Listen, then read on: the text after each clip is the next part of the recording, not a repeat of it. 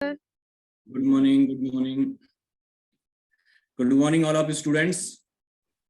सभी को आवाज क्लियर आ रही है? Good morning, very good morning. कैसे हैं आप लोग? हेलो, बढ़िया। आवाज क्लियर है सबको? Yes sir.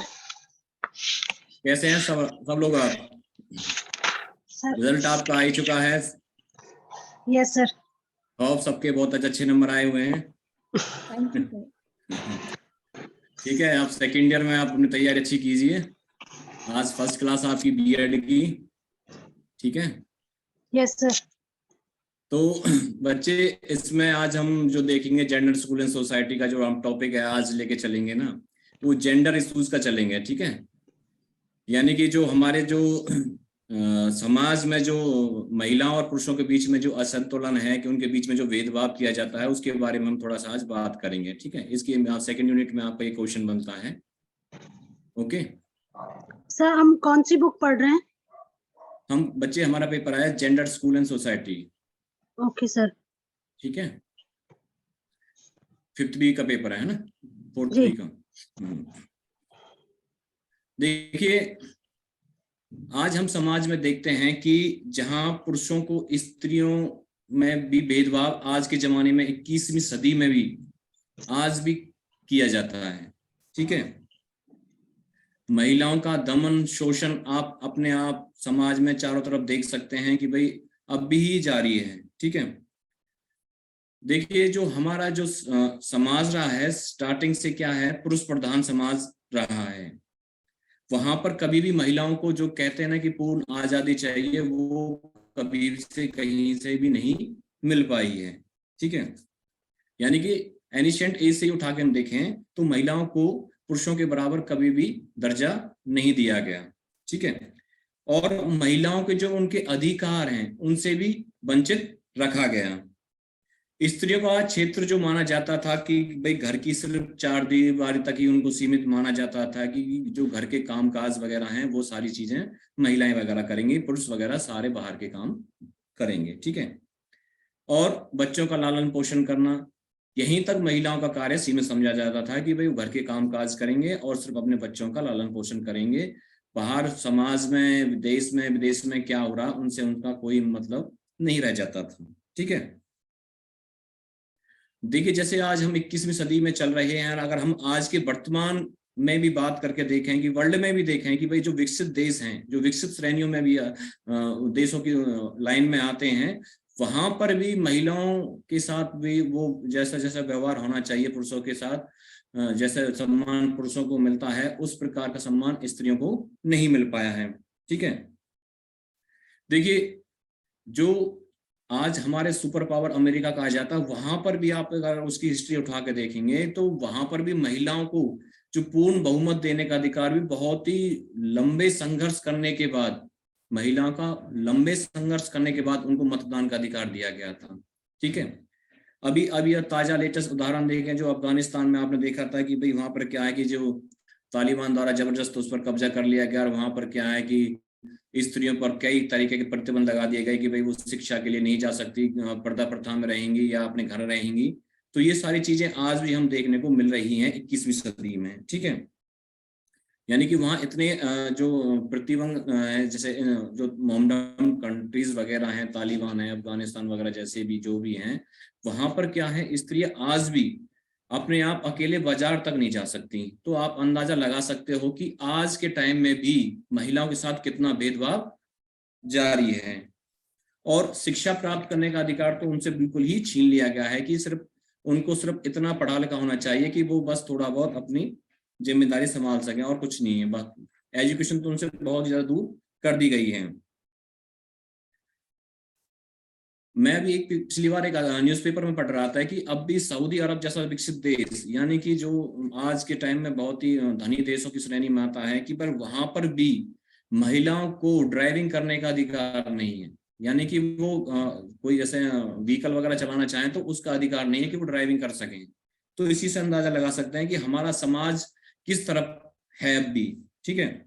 अपने देश भारत की तरफ भी देखें तो इससे ज्यादा हालात और ज्यादा बुरे हमारे देश में पाए जाते हैं।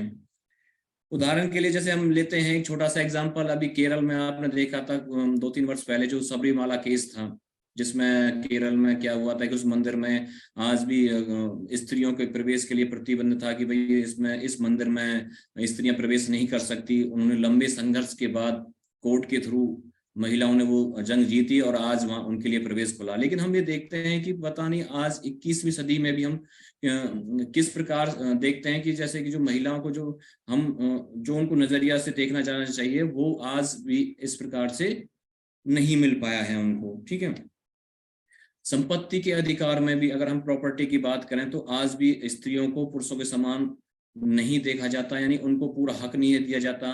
हम अपने परिवार समाज में देखते हैं कि भाई जहाँ जो प्रॉपर्टी होती है घर की उसमें लड़कों को तो पूरा हक दिया जाता है, जो वहां की लड़कियां होती हैं उनको उनका पूरा हक नहीं दिया जाता। ठीक है, ये बात करें कि भाई जो हमारे भारतीय संविधान के अकॉर्डिंग जो कानून है तो उसमें क्या है कि सभी को संपत्ति का अधिकार बराबर का दिया गया है, समान दर्जा दिया गया है। लेकिन ये सब वास्तविकता आधार पर देखें तो इसमें अभी बहुत सारी कमियां हैं। जैसे अभी हमारे पुरुष प्रधान समाज में अगर हम परिवार में किसी लड़के का जन्म होता है तो हम बहुत सारी खुशियां मनाते हैं। ठीक है, और बहुत अधिक प्रसन्न होते हैं कि भाई घर में लड़के का जन्म हुआ है। और अगर यही उसकी जगह कोई लड़कियां वगैरह हो जाती हैं तो किसी प्रकार की कोई ऐसी प्रशंसा जाहिर नहीं की जाती है। इस प्रकार की चीजें भी आज के टाइम में देखने को मिल रही हैं। ठीक है, क्योंकि लड़कियों को क्या है, जो हम देखते हैं कि प्राचीन समय से धारणा बनी आ रही है कि लड़कियों को क्या है पराया धन समझा जाता है, यानी कि माँ बाप की ये थिंकिंग होती है कि भाई लड़कियां तो पराया धन होती हैं और एक दिन इनको तो दूसरे घर जाना होता है, इसलिए उसकी जो शिक्षा के लिए या उसके स्वास्थ्य के लिए वो कुछ अधिक ज्यादा ध्यान नहीं रख पाते। ये सब सारी इनक्वालिटीज जो हमारे समाज में जो असमानता फैली हुई है वो एक प्रकार से हमारे समाज में बहुत ही एक अभिशाप कह सकते हैं कि जो अब भी हमारे सामने खड़ा हुआ है। देखिए, किसी भी समाज में स्त्रियां और पुरुष समाज के मूल आधार होते हैं। ठीक है, समाज ना तो पुरुषों के बिना रह सकता है तो स्त्रियों के बिना भी समाज नहीं चल सकता। ये हम सबको बात माननी होगी कि भाई समाज स्त्रियों के बिना अधूरा है। ठीक है, उनको उतना ही सम्मान मिलना चाहिए जितना पुरुषों को समाज में दिया जाता है। समाज में इस प्रकार का भेदभाव स्वीकार नहीं किया जा सकता। ठीक है, जेंडर इनक्वालिटीज को देखें तो इसको हम विभिन्न क्षेत्रों में देख सकते हैं। जैसे उन क्षेत्रों के बारे में बात करें जैसे सामाजिक हो या कोई आर्थिक हो या राजनीतिक हो, वैज्ञानिक क्षेत्र हो या चिकित्सा क्षेत्र हो या खेल आदि के क्षेत्र हो, सभी में क्या है भेदभाव, यानी स्त्रियों के साथ भेदभाव किया जाता है। इस प्रकार के जो मुद्दे हैं जो अभी हमने बात करी कि भाई हर एक क्षेत्र में महिलाओं का क्या है कि असमानता जारी है, तो इस प्रकार के जो मुद्दे हैं इनको दूर करने के लिए हमें अभी बहुत मीलों तक चलना है, यानी कि हमें इस पर बहुत ज्यादा काम करना है, तभी इस प्रकार की असमानता समाज से दूर की जा सकती है। अभी ताजा report global gender gap report के अनुसार 2021 में जो हुई थी, अभी 2022 की आनी बाकी है, इसमें भारत 112वें स्थान पर आता है। यानी कि हमारे जो देशों के बीच में जो ये जो सर्वे किया गया था कि भाई कहाँ पर बहुत ज्यादा असमानता पाई जाती है, तो हमारा देश 112वें नंबर पर खड़ा है। यानी कि इतनी जड़ें बना चुका है ये हमारे देश में कि जो स्त्री और पुरुषों के बीच में असमानता का बहुत लंबा गैप है। ठीक है, तो इसी से साफ अंदाजा लगाया जा सकता है कि जो हमारे देश में स्त्री और पुरुषों के बीच में जो भेदभाव की जड़ें हैं वो कितनी गहरी हैं। अगर हम राजनीति की बात करें, जैसे हमने बात करी थी कि भाई जो क्षेत्र हैं कि कहाँ कहाँ असमानता का शिकार होती हैं महिला, अगर हम राजनीति की बात करें तो भारत में केवल अभी एक सर्वे के अकॉर्डिंग सिर्फ 14% यानी 14% महिला ही सक्रिय हैं, जबकि संविधान में इनको बराबर का जो दर्जा है वो दिया गया है कि भाई राजनीति में फिर भी इनकी 14% यानी 14% महिला ही सक्रिय हैं, और जो महिला हैं इसमें ज्यादा वो नहीं आती हैं राजनीतिक क्षेत्र में, क्योंकि उनको बराबर का मौका नहीं मिलता है। वो चाहे कितना भी अच्छा कार्य कर लें, लेकिन उनको वो जैसे जो चीज जो पद चाहिए वो चीज राजनीति में भी उनको नहीं मिल पाती। और इतिहास गवाह है, जब जब मौका मिला है महिला को राजनीति के क्षेत्र में, तो उन्होंने बहुत ही अपनी मेहनत से और अपनी लगन से बहुत ही अच्छे मुकाम पर वो पहुंची हैं। जैसे इंदिरा गांधी जी को कौन भूल सकता है, ठीक है, सुषमा स्वराज जी को कौन भूल सकता है, ठीक है। ऐसी बहुत सारी हमारी जो महिला हैं जिन्होंने राजनीतिक क्षेत्र में बहुत ही अच्छा, और एक कह सकते हैं कि भाई अपने लिए एक बहुत ही अच्छा, कह सकते हैं कि भाई बहुत ही अच्छा मुकाम उन्होंने हासिल किया है, ठीक है। आर्थिक क्षेत्र में भी इस प्रकार की असमानता देखने को मिलती है। जैसे इसके कारण क्या है भाई, सबसे पहले तो यह है कि भाई यहाँ शिक्षा का अभाव है, कि भाई जहाँ पुरुष और समाज महिलाओं के बीच में अगर असमानता देखी जाती है, तो वहाँ मुख्य कारण क्या है, वहाँ शिक्षा का अभाव है। शिक्षा, क्योंकि जो जो जो चीजें पुरुषों को मिलती है उसी प्रकार की शिक्षा हम अगर महिलाओं के लिए प्रबंध नहीं करेंगे तो वो हमेशा से पीछे रह जाएंगी, ठीक है।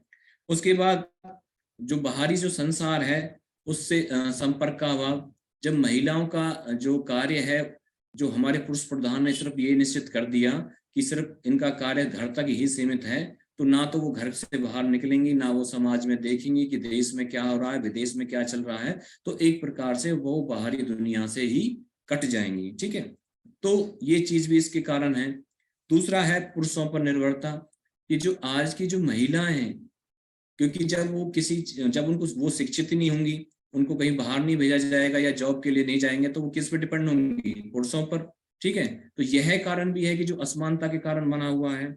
और जो हमारे प्राचीन काल से जो रीति रिवाजों से हम चलते आ रहे हैं कि भाई पुरुषों का काम तो बाहर का है और स्त्रियों का काम घर का संभालना है, तो ये सब ऐसे रीति रिवाज हैं तो जो प्राचीन काल से चलते आ रहे हैं। और कुछ परिवार तो आज भी इससे बिल्कुल चिपके हुए, कह सकते हैं कि भाई ये जो रिवाज जो चलते आ रहे हैं वो हमारे पुरखों से चलते आ रहे हैं और ये ही चलने चाहिए। तो ये हमारी जो सोच है इसका बदलना भी बहुत ज्यादा जरूरी है। फिर आज के समाज में जो पुरुष प्रधान समाज है, उसमें क्या है कि कोई निर्णय लेने का जो अधिकार होता है सिर्फ पुरुषों को होता है, महिलाओं को वो अधिकार आज तक भी प्राप्त नहीं है। आप खुद अपने घर में भी देख सकते हैं कि भाई उनको कितना अधिकार है कि कोई अगर कोई डिसीजन लेते हैं, किसी भी कोई प्रोग्राम करना हो या कोई कहीं जाना हो या कोई कौन सी एजुकेशन लेनी है, तो उसमें मोस्टली क्या है, पुरुषों का ही वर्चस्व रहता है, कि यानी कि उनकी ही बात माननी पड़ती है। उसमें स्त्रियों का जो उनका निर्णय वगैरह होता है उसको ज्यादा मान्यता नहीं दी जाती, ठीक है। तो इस प्रकार की जो असमानता है, ये हमने कारण देखे कि भाई कौन कौन से हो सकते हैं, कि जिसमें शिक्षा हो गई, पुरुषों पर डिपेंडेंट हो गया, और रीति रिवाज हो गए, और पुरुष प्रधान समाज के कारण। अब ये जो असमानता है, जो इनक्वलिटीज है, असमानता है जो हमारे समाज में, उसको हम सभी को प्रयास करके इस चीज को हटाना होगा। उसके लिए हम क्या कर सकते हैं, ठीक है। तो सबसे पहले क्या है, जो समाज की जो मानसिकता है, ठीक है, उसमें परिवर्तन लाना होगा, ठीक है। क्योंकि जब तक समाज के मानसिकता नहीं बदलेगी, तब तक यह जो प्रथा, कह सकते हैं कि हमारे सामने बहुत ही एक अभिशाप बन के खड़ी हुई है, उसको हम दूर नहीं कर सकते। तो सबसे पहले हमें अपने जो समाज की है उसकी मानसिकता में परिवर्तन लाना है, ठीक है। उदाहरण के लिए मैं बताता हूं अपने हरियाणा का ही। हरियाणा का एक गांव आपने सुना होगा, जींद जिले का बीवीपुर, जहाँ के जो सरपंच थे उस टाइम के, नाम मुझे याद नहीं, जालौन कुछ करके थे, तो उन्होंने एक सेल्फी विद डॉटर प्रोग्राम चलाया था। तो उसमें आपने भी सुना होगा कि भाई जब ये प्रोग्राम चलाया था, बहुत ही अच्छे तरीके से उन्होंने इस चीज को हैंडल किया था, और खुद प्रधानमंत्री जी ने इस कार्य के लिए उनकी सराहना की थी कि भाई बहुत अच्छा कार्य इन्होंने इनके द्वारा शुरू किया गया है। कि तो उन्होंने क्या किया, इससे थोड़ा सा जो बेटियों के प्रति जो पुरुषों का उसकी मानसिकता बदली, ठीक है। तो इस प्रकार के कार्यक्रम चलाने की हमें आवश्यकता है समाज में, जो एक दूसरे को देखकर हम बदल सकें, ठीक है। दूसरा है महिलाओं के लिए शिक्षा के लिए उचित प्रबंध करना। देखिए, मैं ये नहीं कह सकता कि भाई आज पूरे समाज में बहुत अच्छी कुछ परिवार ऐसे भी हैं जो लड़कियों के लिए बहुत अच्छी शिक्षा का प्रबंध करते हैं, लेकिन मैंने कुछ ऐसे भी देखे हैं जहां पर लड़कियों की शिक्षा का प्रबंध उतना अच्छा नहीं किया जाता जितना वो अपने लड़कों के लिए करते हैं। ठीक है, तो इस प्रकार की जो मानसिकता है उसको भी बदलना पड़ेगा। जिस प्रकार की शिक्षा हम अपने लड़के के लिए करते हैं, बच्चों के लिए करते हैं, उसी प्रकार में अपने बेटियों लड़कियों के लिए भी करनी होगी। ठीक है, उनके साथ लड़कों के समान ही व्यवहार करना पड़ेगा। यानी कि जिस प्रकार का लाड प्यार हम अपने लड़कों से करते हैं, उसी प्रकार का प्यार हमें अपनी बच्चियों से भी करना पड़ेगा। यानी कि जो चीजें लड़कों के लिए प्रोवाइड करते हैं वो सारी चीजें भी हमें अपनी लड़कियों के लिए लानी चाहिए। उसे भी बाहर जाने की छूट होनी चाहिए, अपनी पसंद के कपड़े हैं वो पहनने की छूट होनी चाहिए, उसे कौन सा कोर्स में एडमिशन लेना है, क्या करना है, इस प्रकार की छूट भी उसको देनी होगी, तभी हम इसमें परिवर्तन ला सकते हैं। नेक्स्ट है जो महिलाओं की सुरक्षा, उसके लिए हम सब लोगों को आगे आना होगा। सरकार के द्वारा तो प्रयास किए ही जा रहे हैं, लेकिन जब तक हम समाज के लोग इसके लिए आगे नहीं बढ़ेंगे तब तक ये प्रयास असफल माना जाएगा। ताजा उदाहरण आपने दिल्ली की घटना देखी होगी अभी, जो 31 दिसंबर को घटी थी। आप सब लोगों को इस घटना ने पूरे देश को कह सकते हैं एक प्रकार से झकोड़ दिया कि जहां एक लड़की को 4 लड़कों ने बिल्कुल कार के नीचे बिल्कुल जैसे कह सकते हैं ना 12 किलोमीटर तक घसीटते चले गए। तो ये कौन सी किस प्रकार की मानसिकता के लोग हैं जो इस प्रकार का व्यवहार जो करते हैं, यानी कि इतनी जो भयानक कोई सोच कर भी जो रूह कांप जाती है हर एक लोगों की। तो अगर थोड़ी सी जागरूकता होती तो शायद वो दुर्घटना बचाई जा सकती थी। तो इस प्रकार की जो मानसिकता है वो हमें भी चेंज करनी है। आगे जो हम बात करें, जो महिला सशक्तिकरण की जो योजनाएं हैं जो सरकार के द्वारा चलाई जा रही हैं, उनको और सशक्त बनाने के लिए गवर्नमेंट को भी प्रयास करने चाहिए। जैसे गवर्नमेंट ने महिलाओं की सुरक्षा के लिए एक बहुत सारी योजनाएं चलाई हुई हैं, सेंट्रल लेवल पर भी और स्टेट लेवल की जो गवर्नमेंट है उन्होंने भी क्या है उन पर वो कार्य कर रही हैं बेटियों की सुरक्षा के लिए। जैसे कई राज्यों में बेटी बचाओ बेटी पढ़ाओ ये योजना बहुत अच्छी कारगर साबित हो रही है। वन स्टॉप सेंटर्स हैं जो महिलाओं के लिए बनाए जा रहे हैं, ये योजना बहुत राज्यों में चल रही है।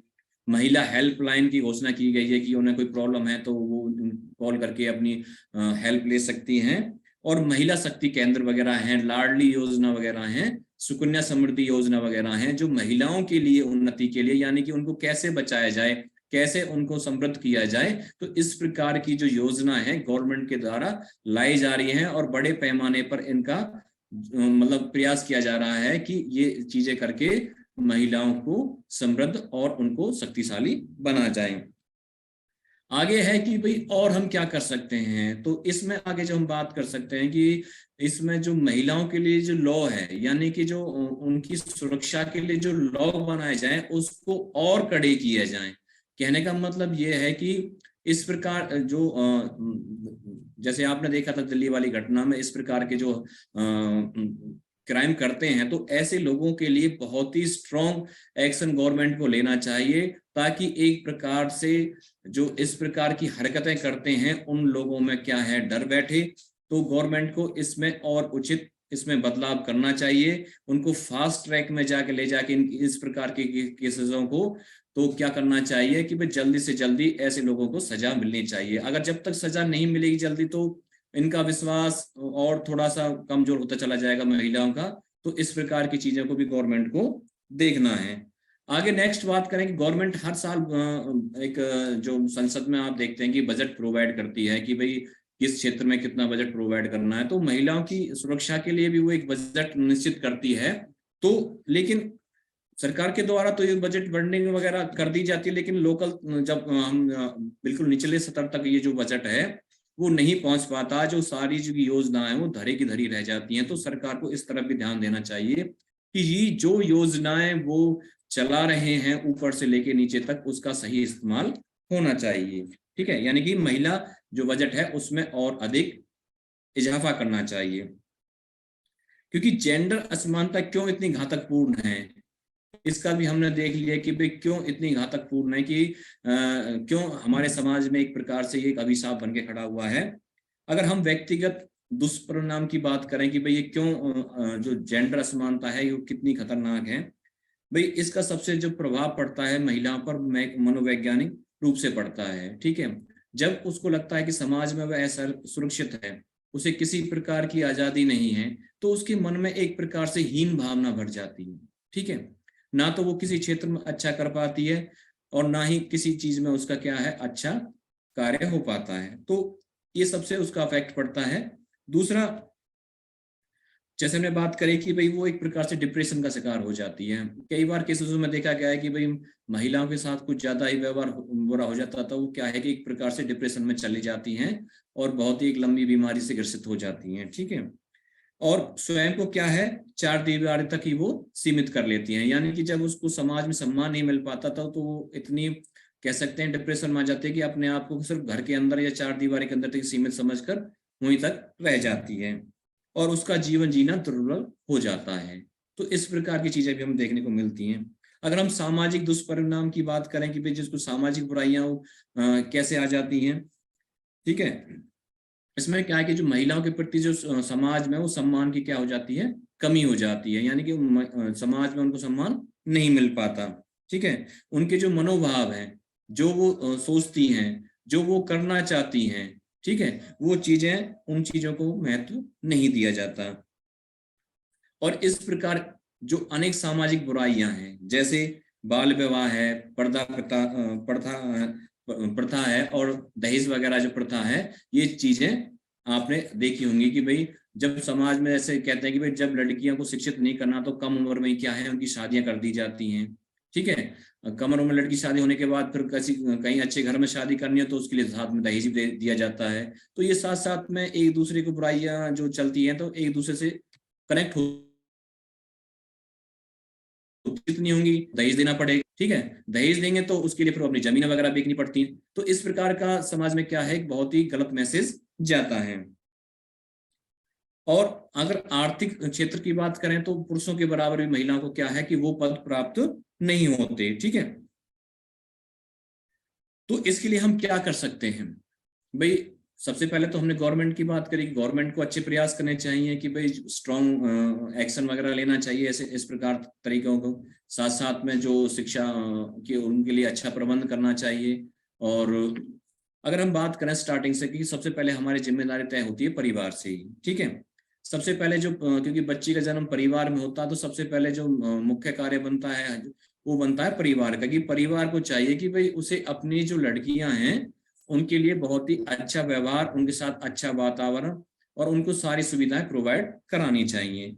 फिर वो बच्ची जाती है स्कूल में, स्कूल में फिर दायित्व बनता है टीचरों का, जो प्रिंसिपल्स का, मैनेजमेंट का, कि भाई उनके लिए एक बहुत ही अच्छा सुरक्षित माहौल वहां दिया जाए ताकि उन्हें कोई शिक्षा लेने में कोई प्रॉब्लम ना हो। ठीक है, क्योंकि इसमें जो मेन रोल अदा कर सकते हैं वो शिक्षक कर सकते हैं, क्योंकि शिक्षक क्या है शिक्षकों को चाहिए कि कक्षा में क्या है कि लड़के और लड़कियों को इस प्रकार के प्रोजेक्ट दिए जाएं कि भाई जहां पर लड़कियां लड़कों से कम ना समझें, यानी कि ऐसा प्राय देखने में आता है कि जो कठिन कार्य है वो लड़कों को दिया जाता है कक्षा में, कि कोई प्रोजेक्ट कराना हो कि भाई ये काम सिर्फ लड़के करेंगे और कोई आर्ट एंड क्राफ्ट की चीजें हैं वो लड़कियां करेंगे। ऐसा ना होना चाहिए, कि उनको बराबर का, यानी कोई भी हो, गेम्स हो या कोई प्रोजेक्ट हो, किसी में साइंस का हो या आर्ट्स का हो, किसी में भी हो, तो लड़की और लड़कियों को बराबर का कार्य शिक्षक के द्वारा किया जाना चाहिए। ठीक है, और जो हमारे जो सरकारी नौकरियां वगैरह हैं उसमें क्या है कि जो आरक्षण वगैरह है वो लड़कों के बराबर इनको मिलना चाहिए, यानी कि जो चीजें पुरुषों को मिलती हैं वही चीजें सब इन महिलाओं को भी मिलनी चाहिए। और उत्पीड़न के खिलाफ सख्त कार्रवाई, जैसे हमने पहले बात करी कि भाई अगर कुछ कुछ केस ऐसे भी देखने को मिलते हैं कि जहां पर हमें गवर्नमेंट को क्या है कि पूरे स्ट्रॉन्ग एक्शन से कार्य करना चाहिए ताकि इस प्रकार से जो महिला हैं उनको पूर्ण न्याय मिल सके। और शिक्षा पर जोर दिया जाए जिसके बारे में हम बात कर चुके हैं। और जो शादी की उम्र है, देखिए अभी जो एक लॉ के बारे में बात चल रही है, अभी थोड़ा इसके बारे में ये संसद में इसके प्रति अभी बिल है जो अभी पूरी तरह से पास नहीं हुआ है कि भाई जो लड़कियों की शादी की जो उम्र है वो 18 साल से 21 साल करने के लिए इसमें बात चल रही है कि भाई जो लड़की की जो हमारे अभी फिलहाल जो कानून में 18 साल है कि भाई 18 साल तक लड़की की शादी नहीं कर सकते, उसको बढ़ाकर 21 साल किए जाने का कुछ प्रावधान चल रहा है, जो लेकिन अभी वो लागू नहीं हुआ है। लेकिन उसके विरोध में भी कुछ खाप पंचायत, मैंने अभी अखबारों में पढ़ा था कि भाई कुछ लोग उसके खिलाफ भी खड़े हो गए कि भाई लड़कियों की शादी की उम्र 18 तक ही सही होनी चाहिए, उससे ज्यादा नहीं बढ़ाई जानी चाहिए, तो इसका भी विरोध करना शुरू कर दिया। तो इस प्रकार की चीजें नहीं होना चाहिए, ठीक है। तो समाज को भी इस प्रकार सोचना चाहिए कि भाई जितना हक पुरुषों को है अपने जो जीवन को जीवन जीने के लिए, उतना ही हक महिलाओं को भी है कि वो किस प्रकार से आगे बढ़ सकते हैं, ठीक है। और उनकी जो स्वास्थ्य संबंधी समस्या है, पोषण संबंधी समस्या है महिलाओं के प्रति, क्योंकि देखो जो डाइट वगैरह हम पुरुषों के लिए प्रोवाइड करते हैं, वो सारी चीजें भी जो भी महिला हैं उनकी चीजों के लिए भी प्रोवाइड करनी चाहिए, जो भी उनको जैसे शरीर के लिए नेसेसरी हो, जो भी चीज उनको चाहिए, तो ये सारी चीजें हमको परिवार से ही देखना पड़ेगा। और रोजगार के समान अवसर प्रदान करना, यानी कि जिस प्रकार लड़कों के लिए रोजगार के साधन उपलब्ध होते हैं, उसी प्रकार लड़कियों के लिए भी अगर बिजनेस करना चाहते हैं तो बिजनेस में भी उनके लिए भी ऐसी सुविधाएं देनी चाहिए कि भाई वो लड़कों के बराबर बिजनेस कर सकें। देखिए आप देखते हैं कि आज हम वर्ल्ड में अगर थोड़े सा देखें तो जब जैसे जैसे महिलाओं को बिजनेस में भी अगर उनको मौका मिले तो उन्होंने क्या किया है कि बहुत अच्छा मुकाम हासिल किया है, ठीक है। जैसे कि अभी अपने हरियाणा की सावित्री जिंदल है कि टॉप जो करोड़पति लोगों हैं उनमें शामिल हैं। तो देखिए जो जितना अगर हम उनको आगे भरोसे के साथ उनको मौका देंगे तो किसी भी फील्ड में अच्छा कर सकते हैं, चाहे कोई भी फील्ड हो, ठीक है। और पुरुषों के बराबर महिला को क्या है, निर्णय लेने की और आजादी होनी चाहिए, यानी कि वो कोई भी डिसीजन पुरुषों के बराबर ले सकती हैं, वो किसी भी फील्ड में, चाहे किसी को या उसके अपने एजुकेशन रिलेटेड हो, या कोई शादी से रिलेटेड हो, या कोई गेम से रिलेटेड हो, या जहां जो जैसा निर्णय लड़कों को हो वही निर्णय लड़कियां भी ले सकती हैं, ठीक है। आज एक पुरुष की अपेक्षा एक नारी को शिक्षित करना बहुत ज्यादा जरूरी है, ये सब हम चीज मानते हैं। क्योंकि अगर कहते हैं ना कि भाई अगर आपने एक घर में एक परिवार में अगर एक माँ को शिक्षित कर दिया, समझ लो पूरा परिवार शिक्षित कर दिया आपने, ठीक है। क्योंकि इस परिवार की जिम्मेदारी किस पर होती है, माँ पर होती है। अगर माँ शिक्षित है तो समझ लो पूरा परिवार शिक्षित है, वो सारे परिवार को हैंडल कर लेगी, ठीक है। तो हम कह सकते हैं कि जो ये इस प्रकार की जो असमानता हम समाज में देखते हैं महिला और पुरुषों के बीच में, तो इसे हम किस प्रकार और क्या क्या व्यवहार हम इसमें करके इस चीजों को इन चीजों को हटा सकते हैं। देखिए आज प्रजातंत्र का युग है। देखिए आप मानते हैं ना कि भाई हमारा देश डेमोक्रेसी में विश्वास रखता है। यहाँ पर क्या है कि संसार में जो प्रत्येक व्यक्ति प्रजातंत्र को अपनाने और सामाजिक व आर्थिक सुधार लाने की शिक्षा के समान अवसर चाहता है। तो इस प्रकार की जो समानता है, तो इन चीजों को भी हमें बहुत ही अपने जैसे कह सकते हैं ना कि बहुत ही गंभीर तरीके से लेने होंगे, तभी जाके हम क्या है महिलाओं की जो असमानता, पुरुष और महिलाओं के बीच में जो असमानता है उसको समाप्त कर सकते हैं, ठीक है। तो आज के लिए ये टॉपिक में इतना ही है, बाकी नेक्स्ट देखेंगे क्लास में। ओके, और इस बारे में कोई और